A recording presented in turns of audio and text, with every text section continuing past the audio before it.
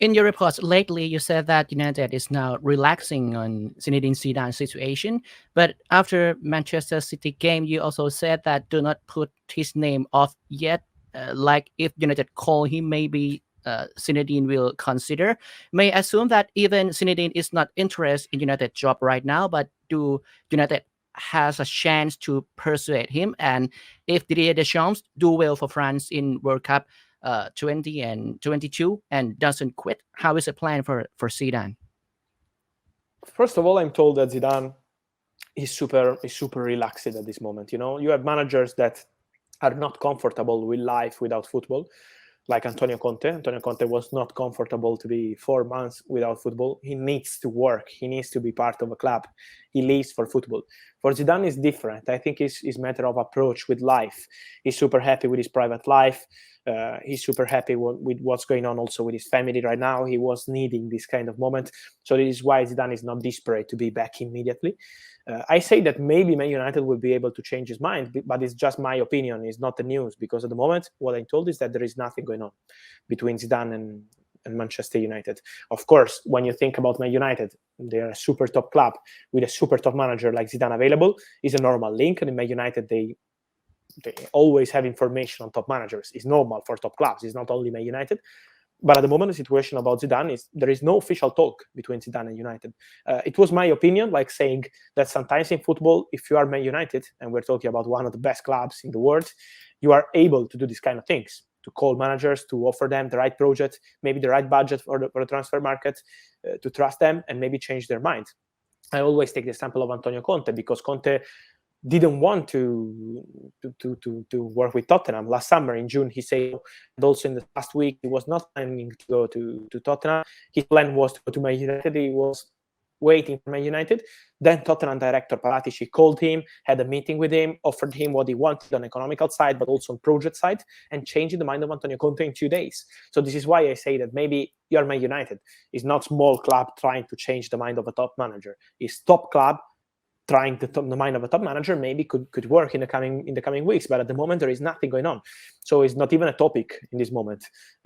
This is why I think that this Zidane situation is a lot of rumors, but nothing official, nothing serious going on at the moment. If Zidane will change his mind, it could be a possibility, but at the moment, it's still not the case.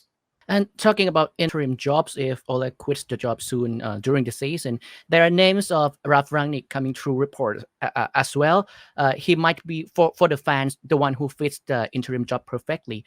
Are there any plans for United in this season if they are going to relieve Ole from his duty before New Year? To be honest with you, I see also these rumors about Ragnick, but I think it's not just my personal opinion, not the news. I think he's the worst manager in the world to be an interim. He's an amazing manager. He's an amazing person, super smart, but he needs to work with some time. He needs to work with a 3 or 4 years project to trust young talents. He's amazing in finding young talents and in trusting young talents. So to give them some game time, he wants to decide in many different areas of the club. He's not just a manager. He wants to decide on everything. When he was on the brink to join AC Milan, it was 2 years ago, then the deal collapsed because he wanted to decide on everything. Part of the board, medical staff, transfers, pitch, manager, director, everything. So this is why I think this manager, if you go with him for 4 months or 5 months, is not making any sense. You need to give him a long-term project. And this is why it's not super easy for him to join Man United. So if they want to go with him, is to give him the keys of the club and say, you are the man who has to change the history of Man United. I think he's not going to be a manager for 5 or 6 months. It's not making any sense for a manager like Ragnick. Talking about other options, to be honest with you, I don't know, because at the moment, Manchester United are not thinking of an interim. To be honest, if they wanted an interim, they had the opportunity to replace Solskjaer after the game, the terrible game with Liverpool, or immediately after the game with Man City, and they decided to continue with Ole and maybe see in the coming weeks what happens. So at the moment, interim is not something that they are really considering. But as I said, in Man United with the owner, Joel Glazer, everything can change in 24 hours, as happened with Cristiano Ronaldo. They were not planning for Cristiano to join, and then they decided to sign Cristiano in 24 hours. So this is why everything can happen, and we will see. But at the moment, interim is not the priority. This is something I'm sure. Thank you, Fabrizio. You just said about Pochettino, because some reports in England said that Pochettino might go back to England soon, and he has been linked with United for a long time. Whether Paris Saint-Germain finished the season well or not, can we say that United is one of the dream job for him? And may I also ask about Brendan Rodgers' chance to change his job from Leicester City? Yes, there are two names, as I say, they are in the list, both in the list. First of all, Brendan Rodgers is one of the names 100% appreciated by Man United. But he's another manager that is in similar position of Ten Hag. He's super respectful with his club because Leicester are trusting him, are giving him exactly what he wanted. So when other clubs approached him, like Newcastle, also in this case, he wanted to stay. He wanted to be 100% committed to his club, and this is why the situation of Brendan is not super easy for Man United.